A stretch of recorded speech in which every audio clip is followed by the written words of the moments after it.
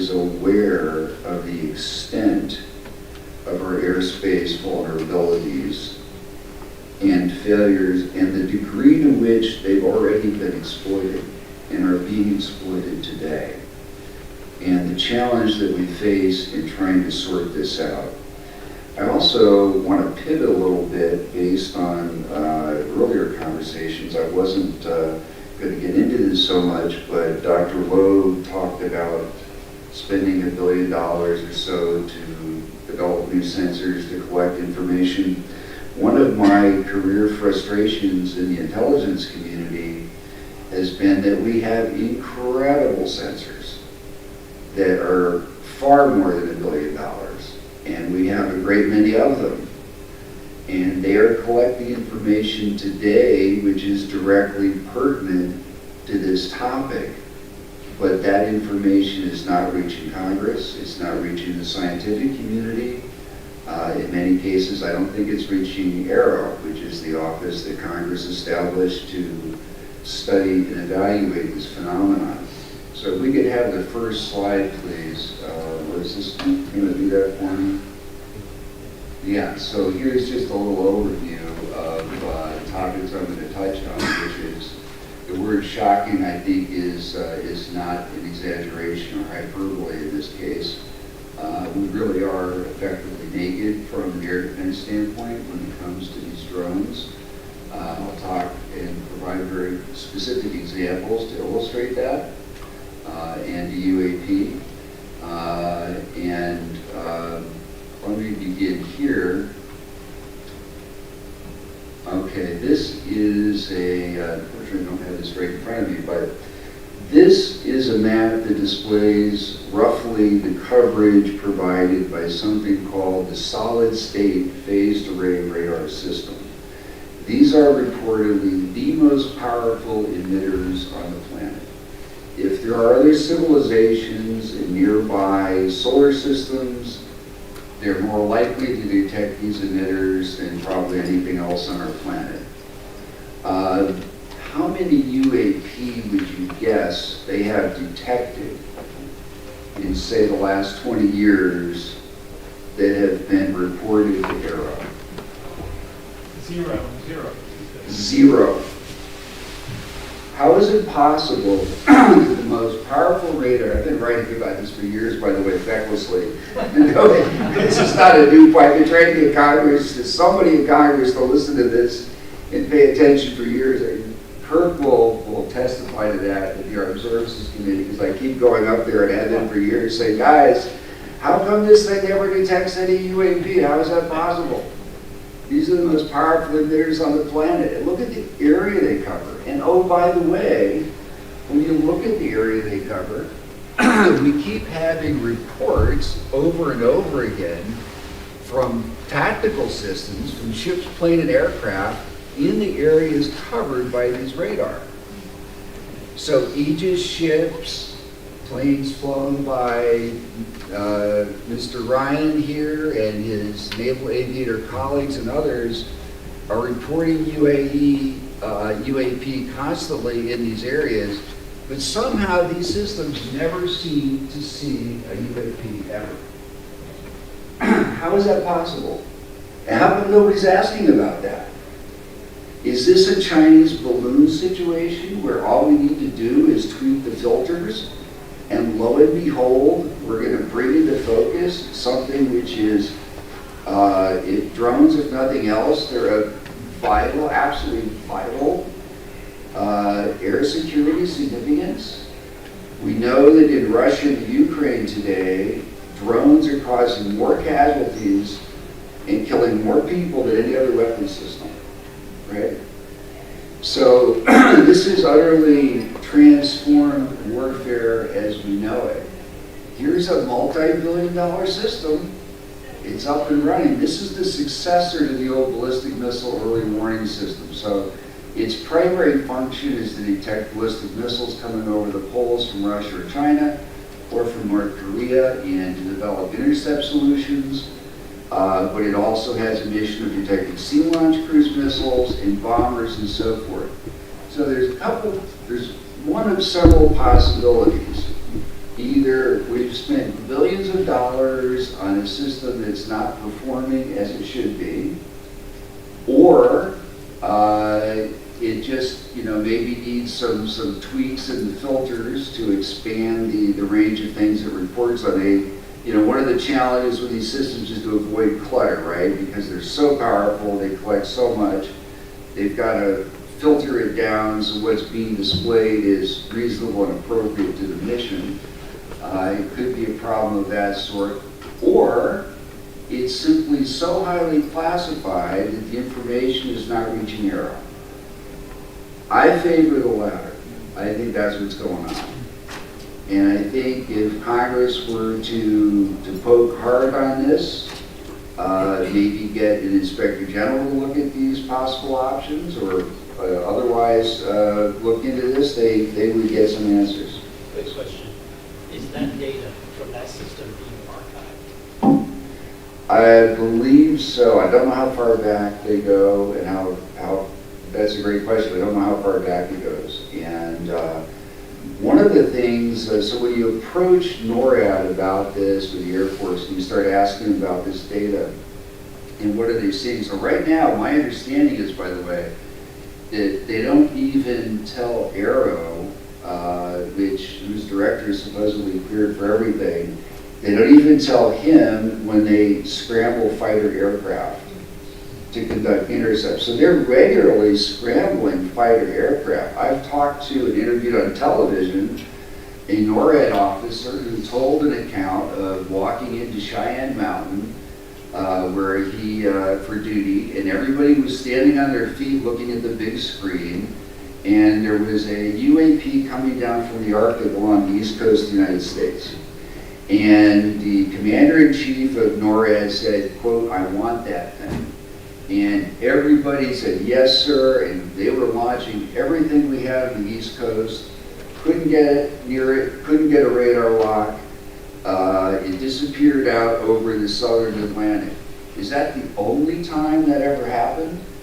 The one time that this NORAD officer gave this account from the 1990s, when the system was much less capable than it is today, and we were seeing fewer things than we are today, and fewer intrusions over restricted airspace, I rather doubt it. This is, by the way, only one of a number of multi-billion-dollar systems that are already deployed.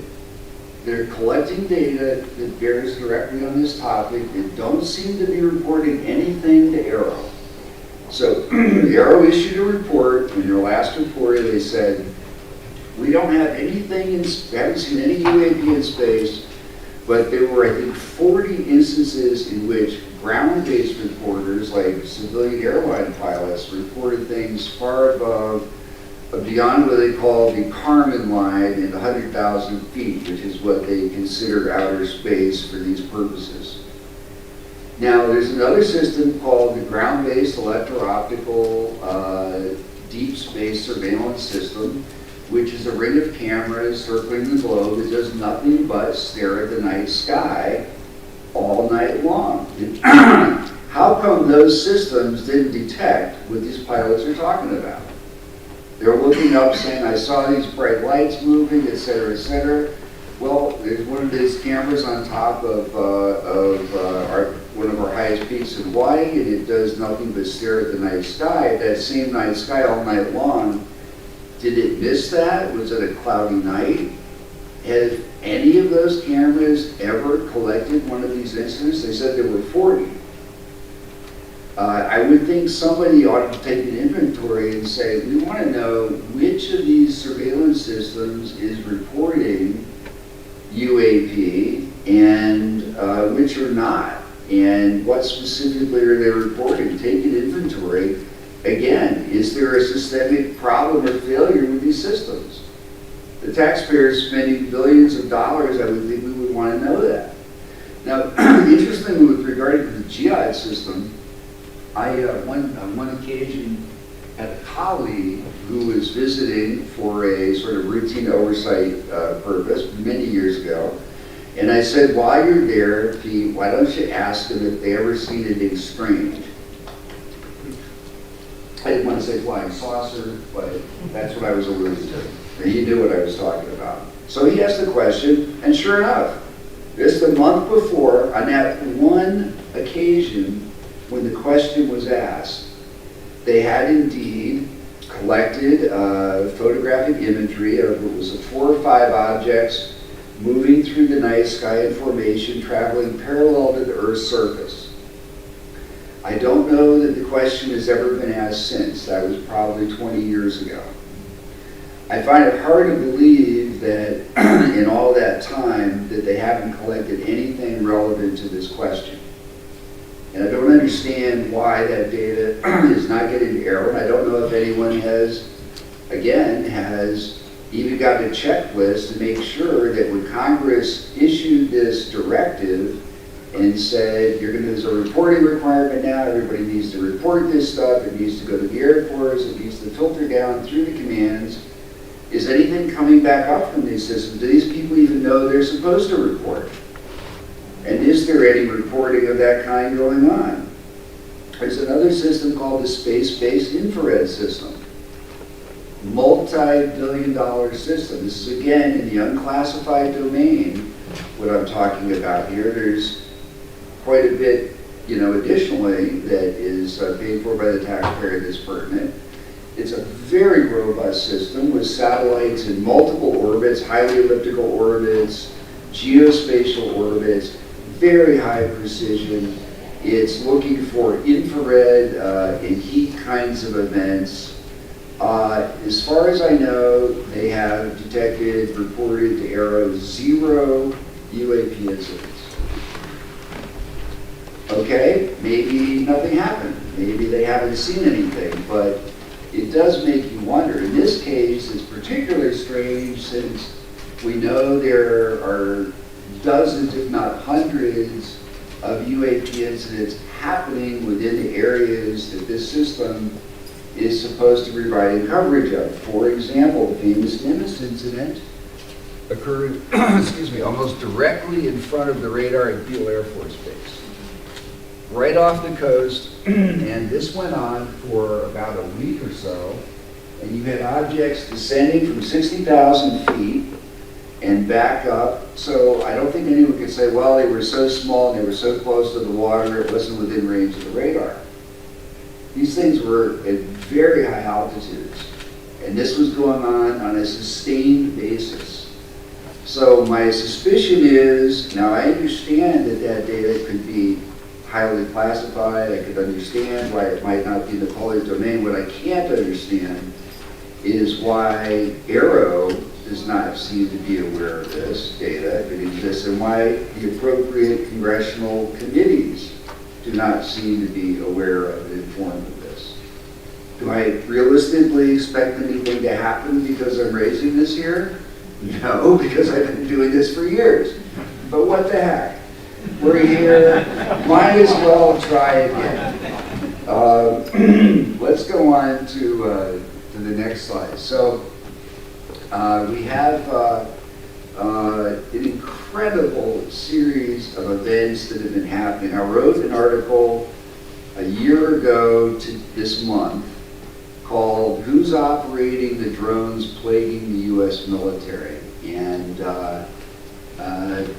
it did actually get read by a producer for 60 Minutes who subsequently did a piece which featured several 4-star officers who in fact confirmed what I was discussing and alleging in the article with regard to the events that occurred at Langley Air Force Base and elsewhere. And it is truly shocking. Here's the Air Combat Command, which is supposed to be protecting these gentlemen in this institution where we're sitting, in Capitol Hill, in the White House, in the U.S. government, and they can't protect their own airspace. They have to move our cutting-edge F-22 fighter squadron to a Navy base from the Air Force Base. And this is going on for, I forget how long it was, a couple of weeks roughly.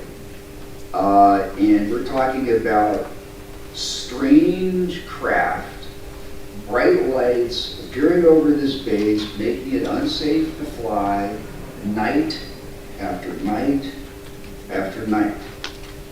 And to this day, we have no idea where they were coming from. We don't know their capabilities. We don't know who was controlling them.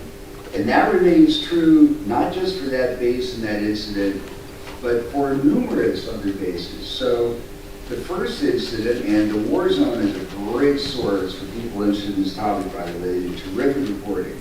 2018 in Guam, we've installed a $1.5 billion anti-ballistic missile system. And these brightly lit small craft show up, they go right to the THAAD missile battery, and they're shining bright lights down on it like they're photographing. And this happens 2 nights in a row. So back in 2018, it wasn't as apparent as it is now, but obviously those drones could have been weaponized. They could have easily taken that battery out and eviscerated the ballistic missile defense on our leading facility in the Pacific. Not to mention the fact, I just went to that to Google Maps this morning to check that air base, and that air base, like Langley and like so many others, has very few hardened shelters. So those multi-$100 million aircraft that are on the runway could easily be destroyed by drones that are costing, what, a few $1,000? Okay, that's how vulnerable we are. Then in 2019, we began to see this activity off the coast of the United States in California. And I'll read a little excerpt from one of those reports. USS Paul Hamilton observed 4 UAS with a closest point of approach approximately 200 yards off the bow, port and starboard beams. They had a on-time station of approximately 2 hours and 20 minutes. So if you have children and you have drones at home, you know that they usually have a maximum time of about 20 minutes. Okay, these were in station for 2 hours and 20 minutes, 60, 80 miles off the shore, not apparent where they could have been launched from, what their total dwell time was. The anti-UAS systems on the ship were ineffective in bringing them down. The first UAS spotted by lookouts at 2:40, observed with a single white light. They go on to report others within 500 yards, maneuvering fore and aft with 4 white lights and a flashing red light. They're not trying to be sly. They're not trying to be clandestine. Approximately 200 yards above the ship, again, maneuvering right around the ship, back and forth, up and down. They went to the bridge of the ship with a powerful searchlight or photographic device. So we've had cases where they go right up to the bridge of the ship and shine a bright light in on the captain and the senior crew. That's how overt and provocative this is, and that apparently reflects their degree of confidence that we can intercept them and bring them down, whoever it is that's operating them. That same year, we began to see them around nuclear power plants. In 2020, very strange situation out west. This went on not just for weeks, this went on for months. In one of the least densely populated, there's a slide that kind of shows, I think maybe it's back, roughly the part of the region we're talking about here. Yeah, eastern Colorado and western Oklahoma. So we're talking about farmland. I drove out west of those Key last winter and drove kind of through the area. It is incredibly sparsely populated. There's very, very, very little there, and yet these drones were operating in groups, clusters, as many as 40 drones at a time. They formed this was so extensive, and there was so much eventual furor raised among the ranchers and farmers that they formed a task force involving the FBI, Department of Homeland Security, local law enforcement. They deployed a special plane that the governor of California authorized that had sensors on it. And this continued to occur, and we never found out where these things were coming from, who was operating them. I called a sheriff there and spoke to him about it. He told me a fascinating story. He said he was actually a deputy sheriff, but the sheriff was also a witness.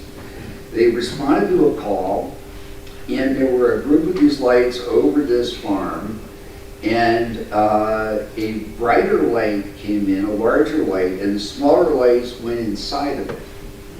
And it took off at an extreme velocity and passed almost directly over the sheriff and the deputy. And he told me, I've never seen anything move that fast. He's also in the military reserves, this individual. So, and that report, by the way, he called it a mothership. It's not just a story that I happen to hear. If you look at the documentation from Air Force Office of Special Investigation, the FBI and so forth, you'll see written documentation from other witnesses that refers to a mothership.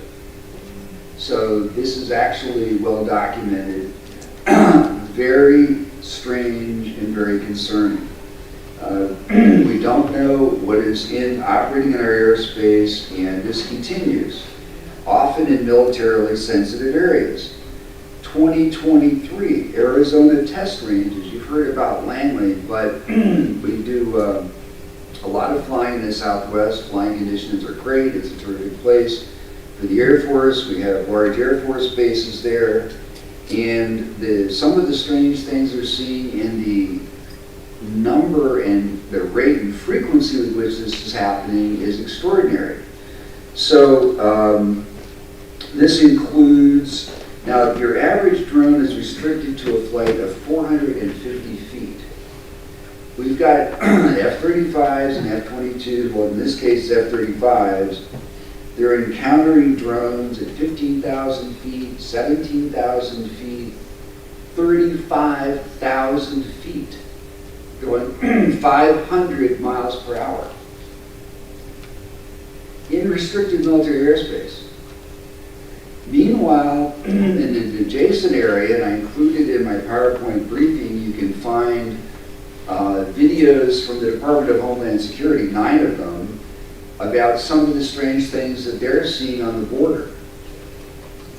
Very, very odd things. Now, this raises a little bit of an issue that I've written about recently also, with the hope that it might prove of some assistance to this task force, which is, why is it the Department of Homeland Security can publish all these videos, but Aero can't and DoD can't? There was a hearing before Congress a few years ago with Mr. Bray from the Navy, and he said, I assure you, I'm going to review these videos and make sure that we get out to you and the public everything we can. I think maybe there's been one video in 3 years since then. When I've looked into this and talked to people at different parts of the federal government and Aero and so forth, they basically said nobody feels it's their job to turn this over to the public. Nobody wants to make the effort to submit it for public release. So back in 2017, I provided 3 unclassified videos to the New York Times. You've all seen those, Gimbal, FLIR, Go Fast, right? There are a lot more like that. They just haven't been released because shortly after that, somebody created a classification guide which suddenly said, in contradiction to the executive order on classification signed by the president, that anything, essentially anything having to do with UAP is now suddenly, mystically classified because it might damage national security. Even though those 3 videos, the FBI, the Office of Special Investigations, the Air Force investigated, confirmed they were classified. Not only did they not damage national security, they helped national security. They helped raise an awareness for the public and for Congress that we have an air defense problem here. And the scientific community is very eager to get more of those kinds of videos because they want to train AI systems, they want to know what it is we're looking for, they want to measure the signatures. There's a lot they can contribute to this, but the bureaucracy is not responding. And I think I couldn't put a number on it, but I believe that if someone were to poke that system and force them to review that classification guide, if someone were to establish some advocacy for taking that which is truly unclassified, and admittedly, absolutely, there are many things, videos that are appropriately classified, not questioning that. What I am saying is that there are others that fall into this camp that would have value to the public, value to Congress, value to the scientific community, and this is not an expensive proposition. It's just a matter of getting somebody to focus on it and to put these through the process. And I think the public not only has a right to know, I think it's beyond that. I think there's a utilitarian function. There's great value in the public knowing this information, and value to the scientific community in having this information. I give the example sometimes of what happened with, and I promise I'm going to get off the stage like real fast.